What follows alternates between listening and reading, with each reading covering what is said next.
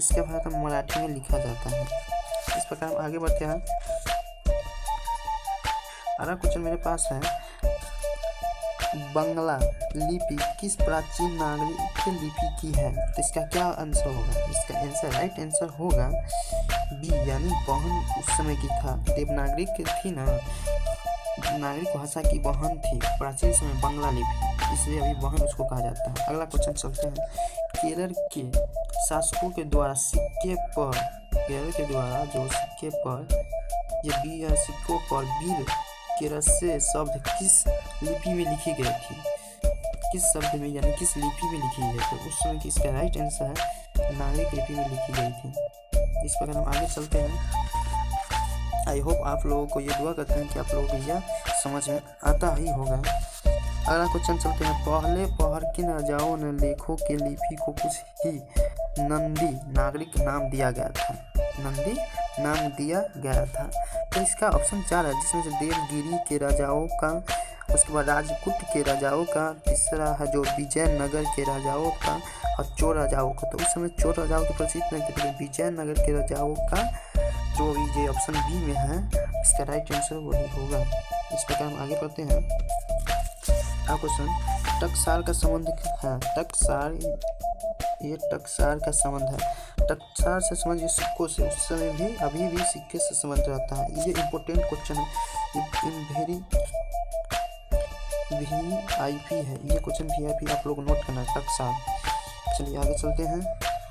आगे क्वेश्चन है, श्रवणबेलगोला स्थान से संबंध है। श्रवणबेलगोला, जो श्रवणबेलगोला स्थान संबंधित है, ये है जैन धर्म से ही। आगे चलते हैं। किस शासक ने अपने सिक्कों पर राम सीता की आकृति और नागी लिपि में राम श्री शब्द अंकित करवाए थे? तो पहला शेरशाह सूरी, हरिहर, अकबर, चंद्रगुप्त द्वितीय। तो इसका राइट आंसर होता है उस समय का जो राम सीता के मूर्ति की आकृति करवाया था, तो वो अकबर ने करवाया था, अंकित किया था। इस प्रकार हम आगे बढ़ते हैं। अगला क्वेश्चन है कि नागरी लिपि शीर्षक संबंध के निबंधकार है। यह भेरी यानी VIP ये है क्वेश्चन, नोट कीजिए। ये VIP क्वेश्चन है। इसको जो 2020 में फर्स्ट पाली में पूछा हुआ सवाल है। इसका राइट आंसर है गुनाकर मूले ने। अगला क्वेश्चन चलते हैं। नागरिक लिपि शीर्षक पाठ के किस पुस्तक से लिया गया है? तो नागरिक लिपि शीर्षक पाठ किस पुस्तक से लिया गया है? तो इसका राइट आंसर है मेरे पास जो ऑप्शन है भारतीय लिपियों की कहानी से, यानी भारतीय जो देवनागरिक हम लोगों को जो हिंदी लिखा जाता है वो देवनागरिक लिपि में लिखा जाता है। तो उसी समय से जो नागरिक लिपि शीर्षक पाठ है उसी से पुस्तक यानी भारतीय लिपियों की कहानी से ली गई है। इसका राइट आंसर यही होगा भी। आगे चलते हैं कि अगला क्वेश्चन है, मराठी भाषा की लिपि कौन सी है? यानी जो मराठी भाषा की, इसे आगे भी क्वेश्चन था, तो इसका राइट आंसर होगा सी, यानी देवनागरी का जो मराठी भाषा है उसी को देवनागरी भाषा लिपि में है। अगला क्वेश्चन है, सिद्धम क्या है? सिद्धम क्या है? सिद्धम क्या है ना? सिद्धम यहाँ पर मेरा राइट आंसर हो जाए एक प्रकार की लिपि है। सिद्धम क्या है? एक प्रकार का लिपि है। आगे कहते हैं किस देवनागरी की संज्ञा दिया है? किसे देवनागरी की संज्ञा दी गई है? तो प्रयाग, मथुरा, काशी, उज्जैन। तो इसका जो इसका राइट आंसर होगा वह काशी होगा। आगे चलते हैं इस प्रकार। अगला क्वेश्चन है, मलवा के नगर में यानी मलवा के नगर नागर लिपि का इस्तेमाल होता है, ऐसा किसने कहा था? तो पहला अलबुल्ली उस समय का बहुत पुराना है, अबतुतुन, मार्कोपुरो, देवराय प्रथम। जो ये तीन है अलबुद्दीन, इबतुता, मार्कोपुरो, ये सब विदेशी यात्री थे, यानी विदेश के लोग थे उस समय आए थे अपना धर्म को प्रचार करने। और यहाँ पर जो पहले विक्रम से नंदा विश्वविद्यालय था उसमें पढ़ने आए थे। ये राजदूत हैं जो विदेशी यात्री अपना यहाँ पढ़ने के लिए आए हुए थे। तो इसका राइट आंसर है ए, अलबुल्ली उस समय मलवा के नागरिक लिपि में इस्तेमाल होते थे। राइट आंसर 17 का आमोद वर्ष कौन था? आमोद वर्ष कौन था? तो आमोद उस समय के प्रख्यात राजपूत राजा थे। उस समय का प्रख्यात राजपूत ने रहते। अगला क्वेश्चन पर चलते हैं।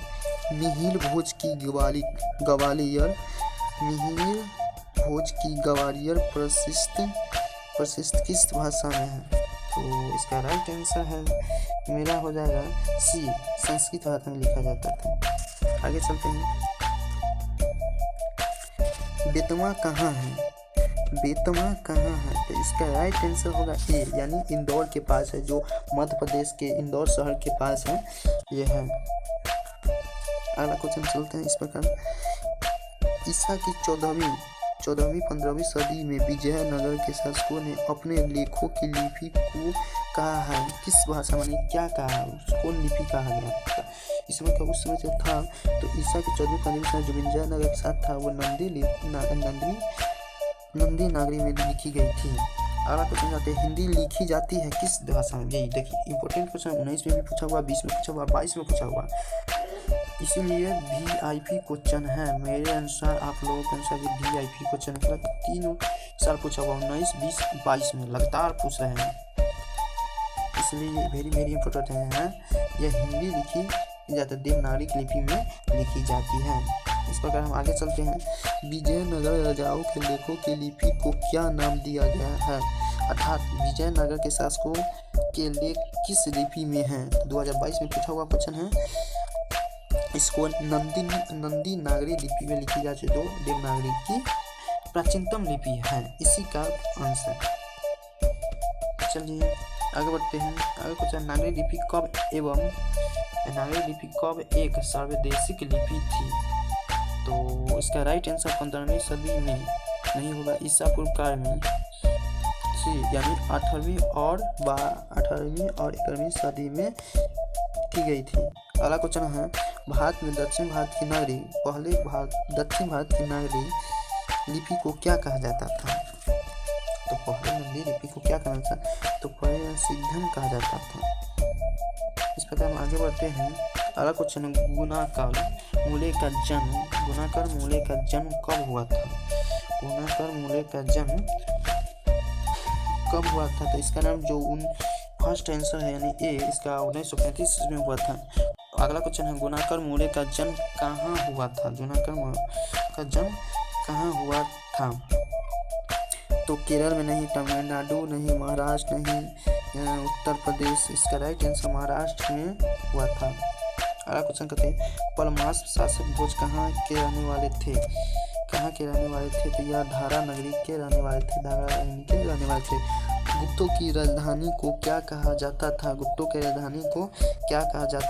देवनगर कहा जाता था, उस समय भी देवनगर कहा जाता था। गुणाकर मूले ने विभिन्न विषयों पर कितने निबंध लिखे थे?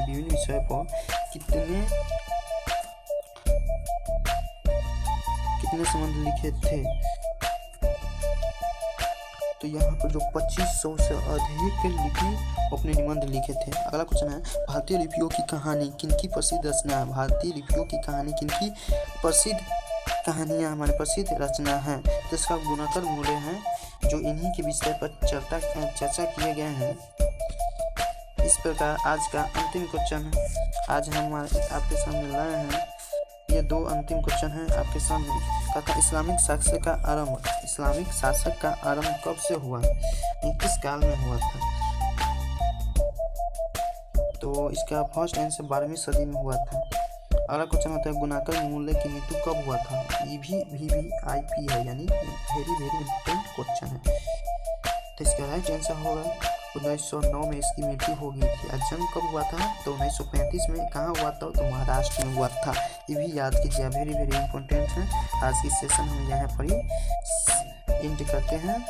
आई होप आप लोगों को ये क्लास अच्छा लगा हो तो लाइक और कमेंट जरूर करें। अगर कोई भी समस्या हो इसमें समझने के लिए तो आप कमेंट कर सकते हैं और सब्सक्राइब करना ना भूलें। Thank you.